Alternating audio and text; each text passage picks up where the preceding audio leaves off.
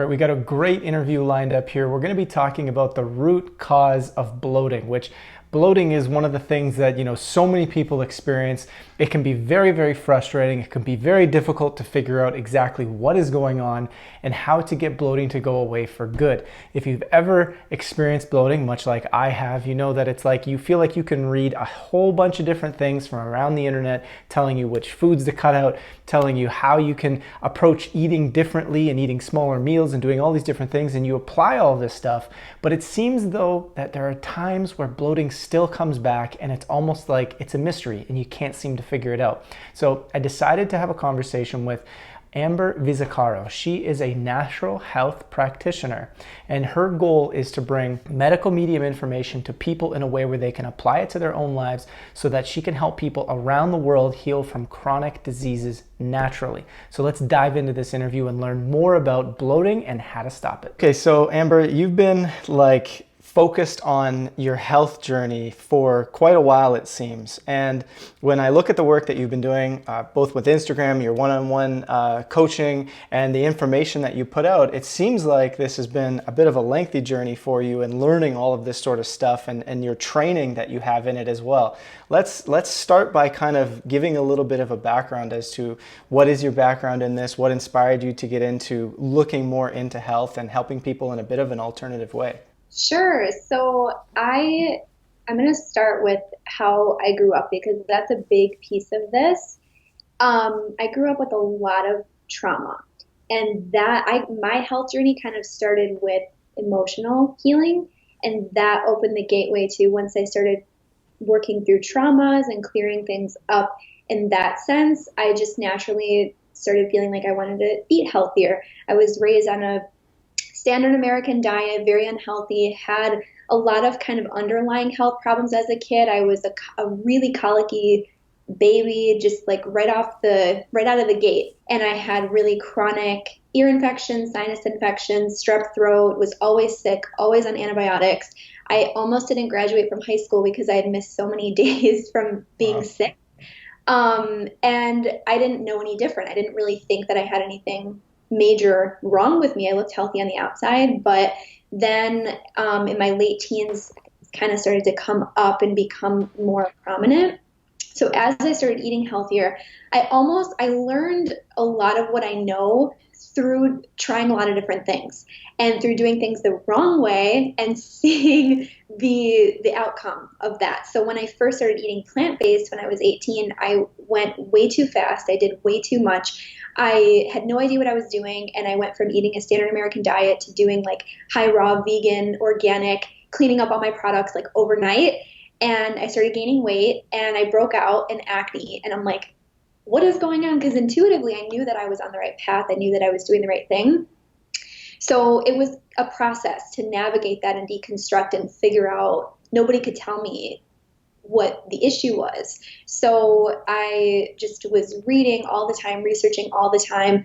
I got certified as a holistic health coach. I started working with people one-on-one. I was able to help other people to a certain extent, but then I started noticing as I was working with people one-on-one that like everybody had a thyroid condition, or it was deeper than just the weight issues or things like that people were coming to me for. And when you've got underlying issues like that, it's like you can only get so far without really getting deeper in addressing the root cause of everything that's going on. So I could feel that I was missing something big, and I didn't know what it was. So my next step after working with people for a few years as a health coach was I thought that I wanted to be a naturopathic doctor. So moved back to Michigan, started out in college as a pre-med student, and I was able to kind of get myself to a place with my diet that felt pretty good, but I still kind of had some chronic issues. They weren't too severe, but I was able to kind of maintain them. But then as about halfway through my pre-med journey, I got really sick. I started getting really severe chronic UTIs and bladder infections that spread to become kidney infections. There was a point where I was hospitalized every other week for like 6 months straight. I got diagnosed with interstitial cystitis. They had no idea what was wrong with me. My doctors were so confused. And I was putting the pieces together and I'm like, this makes no sense. It makes no sense that I keep getting the same infection over and over and over and over again. And I was doing everything that they told me to do. I even went on antibiotics, even though I was not too happy about that. Already was pretty natural minded. Um, and it got worse. Everything got worse. And then I started having chronic fatigue. And then I started having brain fog. And then I started having some slight neurological issues. And then it got to the point where I was bedridden. And I had seen naturopathic doctors. They had me do like an elimination diet and do some herbs. And I would see some things kind of improve or maybe stay the same and not get worse, but nothing really got better. So again, I knew that I was missing something. And when my health got to the point where I was bedridden, I remember there was one day where I had missed so many days of class and I was like so determined to go to my final exam. I'm like, I just need to get to take my final exam. I know the material. I just need to go there physically. I need to get through this day and then I will pass and I'll be okay. And I remember this one day where I was trying to get to my exam and I literally was in so much pain that I could not walk across campus to get from my car to the building. And I had to sit down on the bench and be like, okay, something is so wrong and I need to do something different because everything that I've tried has not worked. I don't know what else to do, but I was asking God, the universe, for answers. And soon after that, I was laying in bed and I realized that I remembered that I had these books that my mom had gotten me for Christmas, and they were by a dude named Medical Medium. And I'm like, at the time, I was like, what is a medium going to tell me, that I don't already know about health? But it was in this moment where I was just in such a low place with my own health that I was open to anything. And of course, as soon as I read the first page of his first book, I was just like bawling. I'm like, this makes so much sense, and Yeah. it resonated so deeply with me. He put all the pieces together from, I was really, really meticulously kind of looking at everything in my pre-med journey. I went in knowing that I was going to learn a lot of things that didn't make sense or that I didn't agree with. So all throughout the process, I was kind of figuring out what puzzle pieces didn't make sense. And Anthony's medical mediums information put all those pieces together, and it actually aligns with all of the good science that's out there, and it helps me understand my biggest symptom, my IC and my infections were caused by a chronic and underlying infection of strep that was always there since the time that I was born and was getting ear infections and sinus infections. All of that is caused by strep. And pretty much every strain of strep is antibiotic resistant. And there are way more varieties of strep, he says, than we've even discovered. And they're pretty much all completely antibiotic resistant at that point. So all those rounds of antibiotics that I had, it just fed the strep and made it stronger and suppressed things at the time temporarily, but then made it worse long term to the point where it became this crazy infection that I had in my early 20s. And IC is just chronic strep that damages the bladder and creates scar tissue in the bladder. So that's where my pain was coming from. Then I was able to really understand what was actually happening and therefore what to do about it. So then he talked about there are certain foods that feed pathogens and certain foods that are anti-pathogenic. So then I was able to structure a healing protocol for myself based on his information, and I was able to clear up every single health problem and lose 30 pounds of weight without even trying in 6 months. Wow. That's awesome.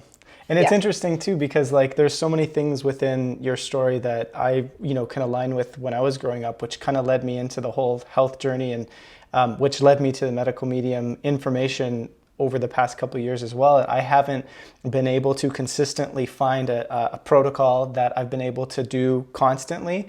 But for me, it was like, growing up on the sort of standard Italian diet, if you will, where it's like lots of cheese, lots of bread, lots of pasta, lots of meat, right?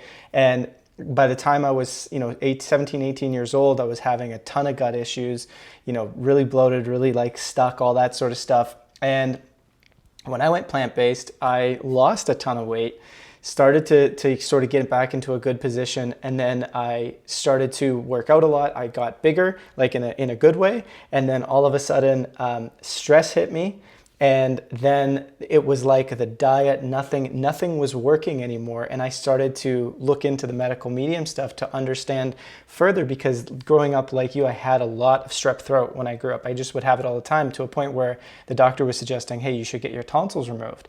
And I'm like, well, hold on a second.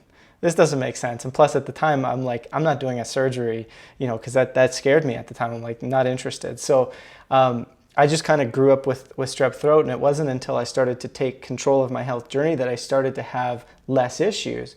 However, this topic of bloating, which is so key, and something that even through my plant-based journey, through all of growing up, all that sort of stuff, bloating was always something that was hard to get a handle on. There was moments where I had, good times where I would do I've done really long fasts before to try and really reset my system, and you have success, but then it slowly creeps back. So let's get into this part a little bit further, because I think this is something that people deal with a lot. It comes up almost every day for some people. It could be multiple times a week for others. Maybe there's some people who never get bloated, which would be fantastic, but Rare. right. But bloatings. First off, let's get into this. What exactly is, I know you talk about the root causes of bloating and stuff. What exactly are the root causes?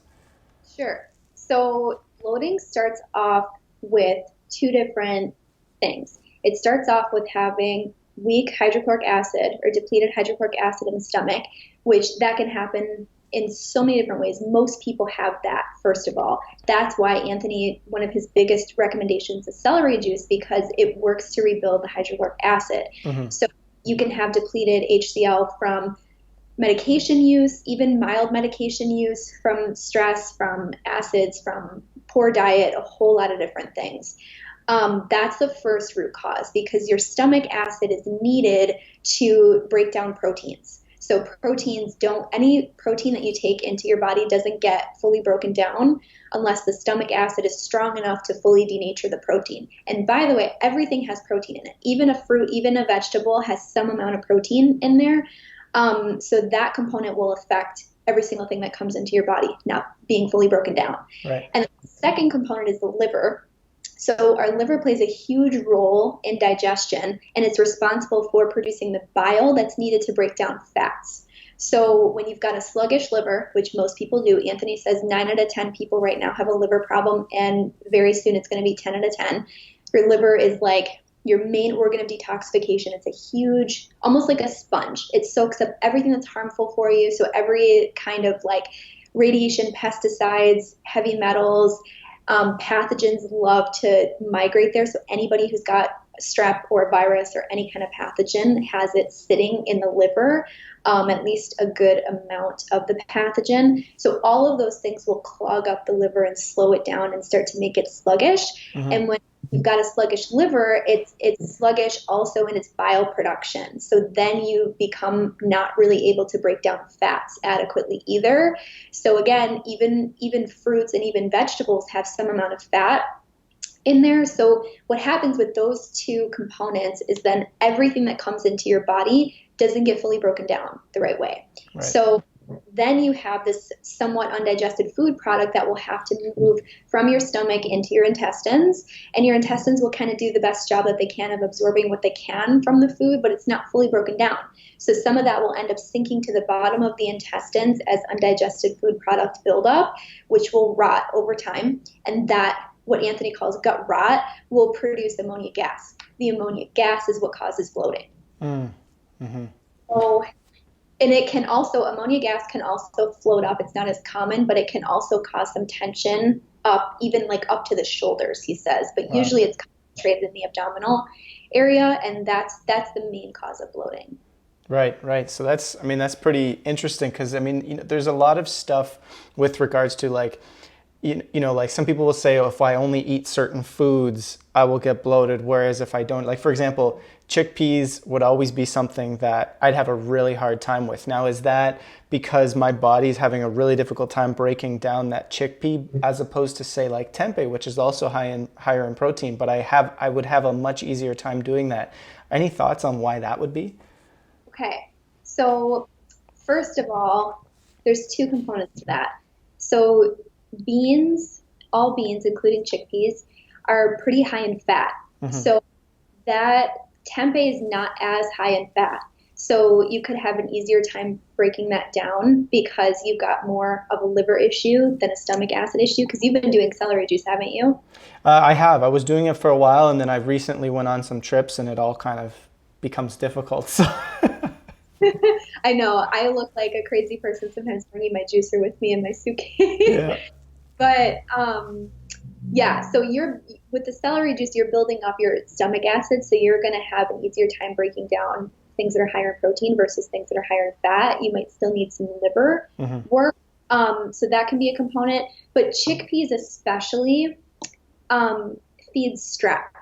Right. So the other component of digestive issues is that when you've got that gut rot, when you've got that undigested food product rotting, that serves as a breeding ground for pathogens. So most people who have that, most people who have bloating, most people in the world also have some amount of a pathogen in their gut. And strep is a really common bacteria. That's what causes SIBO. That's Hmm. part of Hmm. that condition. So if you've got strep in your gut, when you're eating something like a bean, chickpeas especially, a lot of people with strep in the gut are really reactive to. It's because it's directly feeding that strep, and you're feeling the proliferation reaction. Right. And so, I mean, one of the other interesting parts to this, and I think Anthony does address this a little bit, is the idea that it's like, for example, my parents or even their parents didn't seem to have this, these types of issues. And like they will say all day long that it's like, oh, life has only gotten better, or things have gotten cleaner, or things have gotten easier, or medicine has advanced. But it seems like health in general is actually declining. You might not see it being reported that way, but in reality, it absolutely things are getting so bad. It's scary. Anthony says that nobody's immune.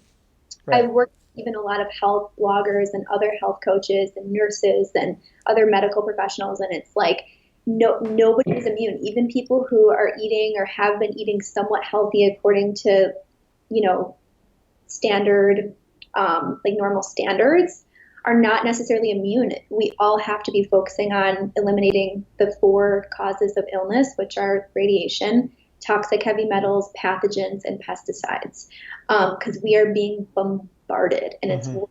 it's worse than ever. Absolutely. Right. So if someone, I mean, those are some interesting initial steps that people could start thinking about: the pathogens, the pesticides, the heavy metals, and I think the first one you said was radiation, right? Which is, we're talking about phones, we're talking about, computers, the Wi-Fi signal, all that sort of stuff, which is a huge topic. But if they wanted to start really looking at their bloating in general, like some basic steps, how can someone start to approach this in their own life of dealing with some of their bloating? Totally. So I think about bloating in steps. So you first have to address the first step is the stomach acid. So you have to build up and strengthen your hydrochloric acid in the stomach because that, if you don't get that down, that's the first pathway that food goes through when it gets digested. So if you don't get that down, nothing else is really going to be effective. So celery juice is number one. You have to drink at least 16 ounces of celery juice every single day for at least 30 days, if not for life, like I do. Mhm. On an empty stomach in the morning. You can do lemon water first to flush the liver. That's a good thing to do that Anthony recommends, and then wait 20, 30 minutes and then do your celery juice, or you can just go right to the celery juice and do that first thing on an empty stomach. But that is going to be really powerful for addressing that first root cause and building up the stomach acid. And then the next step is to address. Just a quick question before we go on to the next step. Some people will have, like, I didn't have this experience, but I've told people to get on celery juice before, and they come back to me and they say, as soon as I drink it, I basically shit my pants. Like, I go right to the bathroom, and I'm like, wow. No, I don't know why that is. Have you, like, because if people try this, they're gonna go, okay, well, why am I having these reactions to celery juice? I'm afraid to leave my house. You know what I'm saying? So, what are your thoughts on that? Absolutely. So yeah, that can be quite common. It's a detox reaction. Right. So celery juice is so it's Anthony says it's the most powerful medicine. It's not the only thing he recommends, but it is the biggest thing that he recommends. It's the most powerful medicine, and it does so many things. I mean, he wrote a whole book. I've got it on my bookshelf about celery juice and all the things that it does for the body. It's insane. So it might seem crazy to be drinking a juice that's flushing you that much, but that's seriously how powerful it Hmm. is. So you don't want to be afraid of that reaction unless it's like hindering your ability to function. So Right. there are some people who are so toxic that they cannot start with 16 ounces. I even have people who have to start with 1 ounce, literally just like Wow. a top celery juice. So everybody's different. Not everybody can do that much. Um, I now it's taken me years to work up to doing 32 ounces every day. But I mean, there's a huge spectrum, and sometimes that can be better to just start small if you're really active, and then work your way up. 'Cause you don't want to have like a reaction that's going to be hindering your functionality. Right, right. And is there, like some people will say, oh, I tried celery juice and it didn't work for me.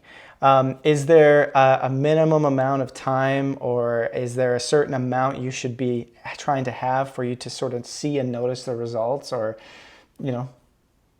So these are really good questions, and Anthony has his website medicalmedium.com and I think it's celeryjuice.com. He's got this directory of all these common questions. So Hmm. people have so many questions about celery juice, and that's a really good directory to go to because him and his team explain everything in such great depth there about all these different things. But basically for that question, Anthony doesn't claim like celery juice isn't necessarily the only thing. Right. So some people, like I didn't even really notice huge changes with celery juice alone. I overhauled my whole diet. I did a full supplement protocol, and I did celery juice, and I did the heavy metal detox smoothie, and I changed other things too. That's what got me to heal from my conditions. It wasn't just celery juice. Some people, it really has to do with like different expressions of different symptoms or conditions. Some things, some issues, you're going to feel more of a difference with the celery juice specifically, and other people, it's always going to be making a difference, but sometimes you won't always be able to feel it. That doesn't mean that it's not working. So there is necessarily no frame of time where, cause some people never really feel Right. anything with celery juice. Again, like me, I've never really felt this huge, um, change with celery juice. Even though I know it's working, I feel really good when I drink it.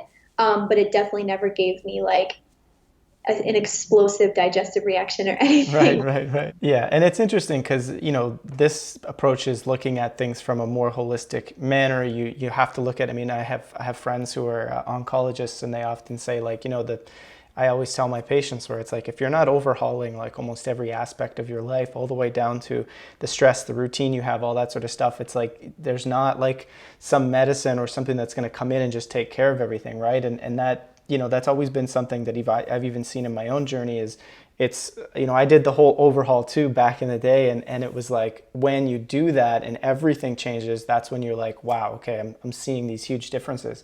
But okay, so we have this whole idea too of like, when people are taking this stuff, when they're looking at this stuff, they have to also see what's really working for them and seeing what's really is, their unique composition is producing this sort of stuff. So what I hear from this first one before we go on to the second one here is ultimately celery juice is a great way to get the hydrochloric acid going back up, and don't worry too much if you're not seeing or a massive result right away or not. Just stay on it and sort of trust the process. But also, if you are having that really knee-jerk reaction when you are taking it, maybe reduce it a little bit before, slowly building it back up. Yeah, make it comfortable. Right. Okay, perfect. So let's go on to the second part here. Okay. So the next step or the next layer is the liver. So for the liver, you're going to want to lower your fat. So that's something, even in the plant-based community, there is now low-fat, plant-based, vegan, those kind of labels. But I mean, nuts, seeds, oils, avocado, and of course, animal products, animal proteins are anything that's really labeled as high protein is also high fat. Um, and all of that, that's a huge hindrance to the liver. We're not really designed to eat that much fat. Hmm. We need very, very, very little fat. And like I mentioned before, there's some amount of fat in every fruit and every vegetable. So you're never even going to be fat free, even if you wanted to be. So that's a huge step in reducing the burden on the liver. And that's also where eating as much organic as you can comes in to reduce your toxic load. You want to help out the liver, to help improve the functionality of the liver. You want to be focusing on things. There are a lot of different things you can do to reduce your toxic load. And then also focusing on liver cleansing. So Anthony's got an amazing liver rescue cleanse, a 369 cleanse. That's a good thing to do depending on where you're at. Some people need to do a little bit more work first before they can do a cleanse like that, but that's a really good framework for cleansing the liver. But really just lowering the fat is the most important piece to keep it simple. And then the next layer is to focus on cleaning out the intestines. So getting that undigested food product out of the intestines. So for that, you want to do foods like apricots, apples, and dates. They sweep the intestines like a broom. And leafy greens also do the same thing. Some people, if they've got a really sensitive gut, you can kind of feel roughage moving through the intestines. That's a nerve issue. So if you've got that, you want to avoid the roughage to not irritate it. So you can blend up your greens, you can blend up your apples, you can blend up those foods if the skins irritate you. But those foods are really powerful for removing and pushing things out of the intestines. And then another really good thing to do for that is aloe vera. So you can do, Anthony's got a great recipe for aloe water. You can even just add aloe leaf gel into a smoothie, but it is better to have it on its own. Aloe acts like an internal enema. So that's going to really flush things out. Right. You can't do external enemas, but you have to be so careful. You don't want to do anything crazy. You don't want to do coffee enemas. You don't want to do any of the crazy trendy things that people are doing. That's way too harsh. Yeah. Way too harsh, can really cause problems. You only want to do a water enema. Mm-hmm. And Anthony says you can add a little bit of lemon juice to the enema to make it living, structured water. Yeah. So those are two things you can do for flushing. But then, like I said, most people also have a pathogenic component. So going on an anti-pathogenic protocol is a critical step for almost everybody. So that would include removing what Anthony calls the no foods. So the pathogen-feeding foods are eggs, dairy, gluten, wheat, barley, rye, soy, canola oil, and pork. So all of those foods directly feed pathogens. There are also some trigger foods that can be harmful for the liver, like vinegars, citric acid, those things. And corn. Did I say corn? That's a pathogen-feeding food. Yeah. And it's key to also look at corn in the sense of even high fructose corn syrup or corn syrup that might be in other foods, right? Exactly. In every form. There's a lot of hidden forms of things like corn. Canola oil is in everything. Mm-hmm. At restaurants, even they'll tell you that they're using olive oil. And what they do is they'll blend canola oil with olive oil, and they can say that it's olive oil, but it's cut with canola oil. Right. So I always just tell them that I'm allergic, and then they take it seriously if I go out to eat. But that's the first piece of an anti-pathogenic protocol. And the next step is to really center your diet around healing anti-pathogenic foods. So every single fruit, every single vegetable, and every single herb is anti-pathogenic, has anti-pathogenic properties. And there are specific foods that you can focus on for specific conditions and symptoms and pathogens. So within that list too of foods, when you were talking about some of the no's, this is a question that comes up a lot, at least I see online. And I know, there could be reasons. I've read how Anthony addresses it in his books and stuff, but people often will debate over this a lot about animal products within this, right? So you mentioned like dairy, for example. Obviously that's an animal product as being something to cut out. That goes along with cheese and all that sort of stuff. But the general feeling of like, what happens when someone is consuming various different meats, even other than pork, but chicken and all that sort of stuff? Is it found in general that that's okay with these particular protocols as well? So my interpretation of why he doesn't, and he has said this before, that some people they're okay with a little bit of meat, and everybody's so different. So some people can't even imagine eliminating meat, and it can seem like to people there are a lot of things on that list. So in order to avoid feeling too restricted, it depends on the symptom and it depends on the condition. So some people with like really mild issues, I've had some clients who have been able to, who were really like, did not want to give up their meat. They were so tied to the meat. And I'm like, okay, if that is like a non-negotiable for you, we'll make it work. That's kind of the situation. But for most people, I mean, there's no question that meat is not a health food. It is not a health promoting food. There are a lot of negative health consequences from it. The only one that directly feeds pathogens is pork, but any meat, so any chicken, any beef, any turkey, even fish, it's so high in fat that it's going to be really hard on the liver. So that's challenging for everybody.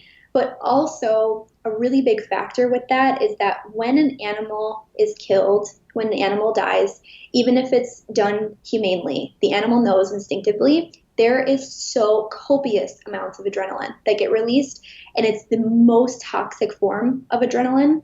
So when you consume an animal product, any meat, you are eating all of that animal's adrenaline. Mm-hmm. Adrenaline actually feeds pathogens more than anything. Anything. And that's also going to tax your own adrenal glands. That's going to tax the liver. The liver has to process that adrenaline, and it's gonna cause some issues. So for most people, it's definitely not the greatest thing in the world. But if you're married to it, then you just want to really, really up your greens, combine the meat with greens to combat the acidity or to help neutralize the acidity. And try to keep it to dinner time and in small portions as much as you can. Right. And, it's like I personally have been not eating meat for probably about 9, almost 10 years, maybe 8 to 10 years, somewhere in that range.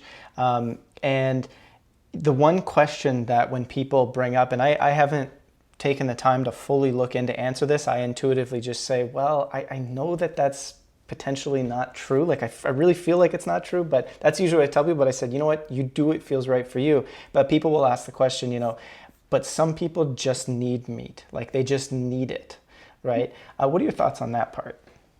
Totally not true. Right. Totally not. Any kind of there's a whole lot of science right now that's being funded by the meat and dairy industries that is trying. It's faulty science. So right. Anything you're looking at scientifically that's going to prove any kind of perceived or purported need for meat, flawed. Absolutely not. There's so many people who have been meat-free for decades. If there are people now who have been meat-free for a lifetime, and are totally healthy and have no issues, and you can get everything that you need from plants and without meat.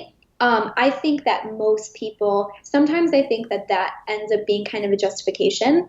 And there are people who really truly feel like they need meat, and this is why. It's addictive. Mm-hmm. So because of all that adrenaline, there are so many different kinds of addictions, and most people have a very emotional relationship to food. And especially when you're eating something that's adrenalizing, like meat, like chocolate that's got a lot of caffeine, anything it's really adrenaline inducing, it's going to give you a high feeling. Mm-hmm. Anything that's got fat in it, so even if animal meat did not have the animal's adrenaline in it because it's so high in fat, especially when you're consuming it in large amounts, that induces your body's own adrenaline because it's too much for your body to process. It's more than what we were to consume. So, it's going to give you that high feeling, and that also a lot of people have blood sugar issues. A lot of people have blood sugar issues and don't realize it because the blood sugar issues are being suppressed by fat. Most people are eating high fat, and the fat suppresses the feeling of having a blood sugar imbalance. So I've had a lot of people who I have to go really slow with, weaning them off of fats in general, because it just takes some time to rebalance the blood sugar. That's why people feel like they need it. They feel ungrounded. They feel brain fog or dizzy sometimes without it. That's a blood sugar issue. That's not the meat solving that for you. It's the meat that's masking it. Mm-hmm. Interesting. Okay, yeah, because I mean, like, there's so much, like, ultimately we're talking a little bit about gut health here as a whole once we get into bloating, but I mean there's so many aspects to this, and it's like when I wanted to do this particular piece, it was like trying to bring together something that people can do, answer as many of the sort of questions as they might have, but also bring together like this idea, because like bloating is one of those things where it's like it can be very, very frustrating to figure out what is going on. And so this is kind of like, I'm sort of formulating this question as I go, because I'm trying to address this feeling that sometimes it can feel as though nothing ever works. You can never find, like, you'll eat that meal and you'll still get bloated and you'll be like, but it doesn't have anything in it. What is going on here? You know what I'm saying? So in trying to address this, the frustration, the trying things, the isolating mono diets, all these different little things, what are some key things that people can look for and think about, even if they're eating, let's say, foods that are on the list of good foods to be eating if you're bloated, but yet you're still having it happen? Yes. So I'm so glad that you brought that up because that is something huge that doesn't just happen for people with bloating. It happens for symptoms and conditions all across the board. And that's where the mass confusion comes from, because a lot of the foods that are good for you can trigger adverse reactions. So that only happens when you have a pathogen. That only happens when you have a pathogen. If you just had bloating, if you just had the ammonia gas, it wouldn't be so up, down, all over the place. There's a pathogen. So when you are consuming foods that are anti-pathogenic, like fruits, vegetables, even those kinds of foods can trigger an adverse reaction as part of die-off of a pathogen.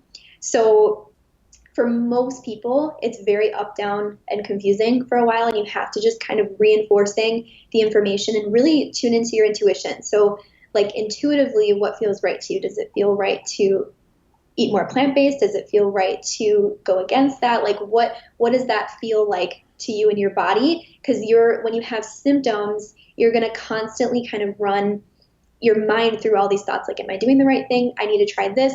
That's what worsens people's health more than anything, is constantly like trying a million different things. That is a lot for the body to process. Right. So find something that resonates with you and stick to it. And like medical medium information, I always tell people, just keep reading the books, keep listening to the SoundClouds, keep like keeping that information fresh in your head, because that is pure truth that comes from spirit. It's untainted. It's like pure compassion, and you can feel that energy through everything that he does. And that energy, I think, is what keeps people, it keeps the faith. And another thing that you can do is call upon the angel of faith. That's one of the angels that Anthony talks about, and she's really powerful for restoring faith. There's also an angel of trust. So she can be helpful to restore trust in the process and in the protocol, because your symptoms are going to confuse you and you don't want to rely on your symptoms, which sounds super counterintuitive, but you don't want to rely on your symptoms so much to know whether or not what you're doing is right, because it's going to take time. Like if you do something for 3 months, for example, or 6 months and don't feel any difference at all, there might be something missing. But you can have, usually what happens is you'll have up, down, up, down, up, down, up, down. But overall, at least something is improving. That's your indicator that things are working. The healing process for a lot of people can be a little bit slower when you're doing things the right way and when you're doing things naturally. And Anthony talks about this a lot. So that's not uncommon. And I think that the faith and using your intuition in terms of what you're following in a protocol and what feels right to you, and just really reconnecting to that all the time. So when it comes to the pathogens, when we talked about strep and we talked about various pathogens that people could have, is it important to know what you have exactly, and like, is there a different ways to attack each one, if you will? Yeah. So when it comes to gut health specifically, the different diagnoses mean different things. So I'll cover too, like if you haven't been diagnosed, we can cover that too. But if you've been diagnosed and you've got something like SIBO, SIBO is the way that each of these digestive conditions vary is in the pathogen. So SIBO, IBS, Crohn's, and colitis are the most common disorders, digestive disorders. SIBO is caused by strep. colitis is caused by shingles, and then Crohn's is caused by Epstein-Barr, and it's usually a lot of neurotoxins in the gut. So it's really then in that condition inflaming the nerves. That's more Epstein-Barr. And then with IBS, there's usually a couple different pathogens, and it's a lot of pathogenic waste product that's backed up in the gut. So that's kind of a guide to what pathogens are involved, but somebody can have a combination. There can be multiple, and if you haven't been diagnosed, I would look to other symptoms because it's very rare for people to just kind of have bloating as an isolated symptom. It can happen, but if you have other symptoms, look to your other symptoms, and then you can use Anthony's books to figure out what pathogens are involved. And when I do sessions with clients, I tune in intuitively so I can pick up what pathogens somebody has. So you don't necessarily need to have clarity. If you just have bloating, you can go through that step-by-step process, and that would be pretty effective in of itself. But if you do want more clarity, looking to the books, maybe looking to a practitioner is a good thing to do. And that Anthony has said before that 50% of healing is knowing the truth of what's wrong with you. The more information you have about the root cause, your immune system actually picks up on your conscious awareness of what's going on. So it really strengthens your immune system and gives your immune cells more consciousness to work with in terms of going after and addressing the problem. Absolutely. That totally makes sense. If someone wanted to go and get diagnosed like in a more medical fashion or from a clinic or something like that, what's typically involved in that? And will they, I sometimes think this, like, when people go to just your standard medical practice, they almost don't want to look at things in that way, or they don't, like, why do you want to know that information? I know a lot of people have had that. Like, why do you want your blood results that contain what your vitamin levels are? Why do you want that? And they almost don't want to do it sometimes. Yeah. So it's funny because I see the opposite. I see people really wanting to, like, it's just instinctively, I see a lot of people just wanting to go to the medical system for answers. I'm not against the medical system. Testing can be helpful for certain things, but there are so many flaws with testing. There are so many flaws with testing, and that's a huge reason as to why so many people are sick, because nobody even knows what's wrong. Right. Nobody knows what to look for. And pathogens, just as an aside, pathogens are in the organs when they're causing a health problem. They're not in the blood. So if somebody goes to get tested for Epstein-Barr, they're going to be doing blood work. And Epstein-Barr is not in the blood when it's in the organs. You can show antibodies, and the doctors are trained to interpret that as a past infection, but you can have antibodies in the blood and Epstein-Barr actively in the organs. There is no test to determine pathogens in the organs, and that's where they are when they're causing issues. Science and research hasn't even really discovered that pathogens can be in the organs at all. So when it comes to digestive conditions, those are actually a little bit more concrete. There's, of course, a ton of misinformation and flaws and errors that can happen there too, and some people are diagnosed with the wrong condition, just totally depending on where one is seeing. But some people get a colonoscopy.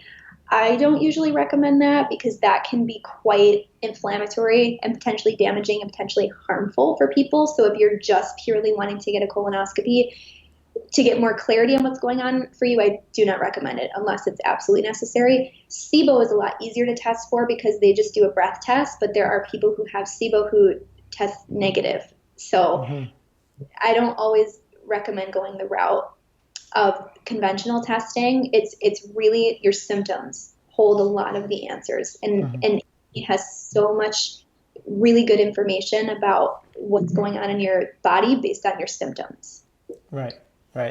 Okay, cool. So, I mean, it sounds like I've always kind of taken this approach too, where you really look at your symptoms and you really even take some time, like quiet time, to sort of meditate and feel out what it is that you have going on. You just learned a whole bunch of information per se, and it's like, okay, well, let me get my mind quiet, because when people get sick or when people are struggling with something, their minds race, right? And they go through all these different things where it's like, oh man, I just read this, I just read that, I could have this, I could have maybe have all of it, right? It's like, it's almost like just the stress of, right? Like with digestive and gut issues, sometimes stress can be a big factor.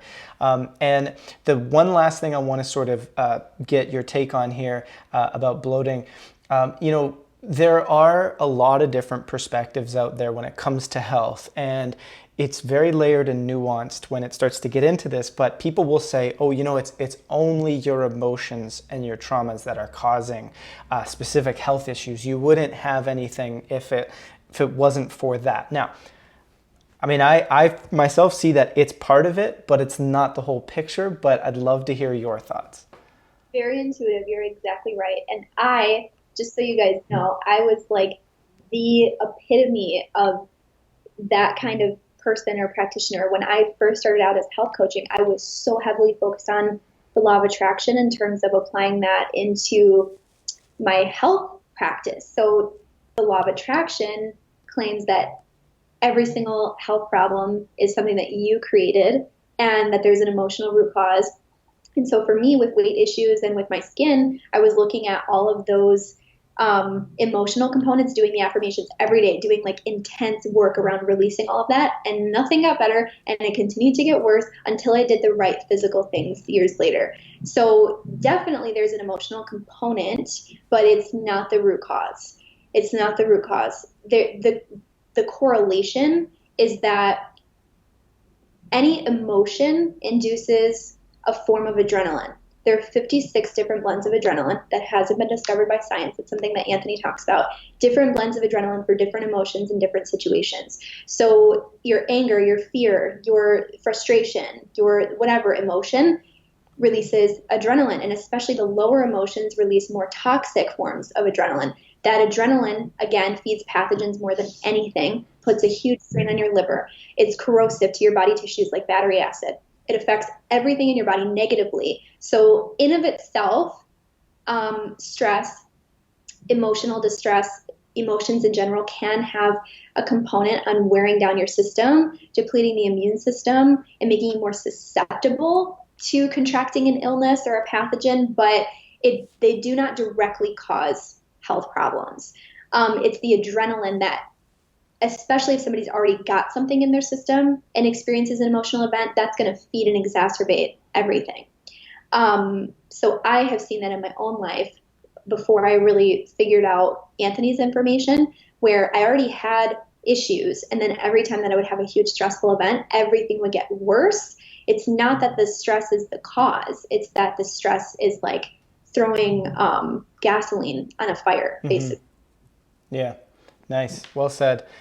So, I mean, I know you do a lot of different stuff around, the web and around Instagram and your one-on-one stuff and everything that you're doing. How can people really see, everything that you got going on and also reach out for help if they need it? Because I know you offer it. Yeah, absolutely. So Instagram's a really good place to start because I post a ton of free information on there. I really love to give people as much free information as I possibly can. And that's a good way if you're interested in working with me to even just kind of get a feel for what I do and my style. And then my website is healwithamber.com. And there you can see more information about working with me and what I'm all about. And there are instructions for booking a session with me too. Nice. Well said. And I do want to add to that. Sometimes it makes a really big difference to have someone in your corner like yourself, because when we start looking at where the future of medicine is, which is I want to say medicine, this includes everything, holistic medicine, everything. Precision and uniqueness is, I mean, especially in the West, it's something that's not really well understood. In the Eastern side of the world, precision medicine, your unique makeup, all these different things is a huge thing. And a lot of times with Western medicine, it's one size fits all. So it's like you'll read the article that says, here's how to do this, but maybe that doesn't apply to you. So having someone like yourself with a lot of experience and being able to really hone in on your particular unique cases is a big deal. I throw that out there because I know a lot of frustration and wasted time goes on with people searching for stuff that can be helped with a practitioner. Yeah, thank you for that. And it's so true. Even within medical medium information, I mean, you can find so much in the book and get really far with the books. But I find that almost everybody needs individualized support because most people have layers of stuff going on. And it's really hard to figure out for yourself when you don't know what you're doing, how to combine protocols, what to prioritize. And a lot of people don't really have a margin of error. If you've got like one symptom, you might be able to kind of do most of it and like and feel better and have success with that. But a lot of people really they don't have that margin of error. They need like the full, precise, accurate, clear to the point, 100% correct protocol to really see a difference and get results. All right, perfect. Well, thanks so much for sharing all the knowledge and experience that you have today, and for coming on and just helping people ultimately feel better, which is at the end of the day like even a huge part of whether we're shifting consciousness, trying to make a better world out there, whatever it might be. Being able to really feel good all the time and be able to focus on other things is huge. So appreciate what you do. Absolutely. Thank you so much for having me.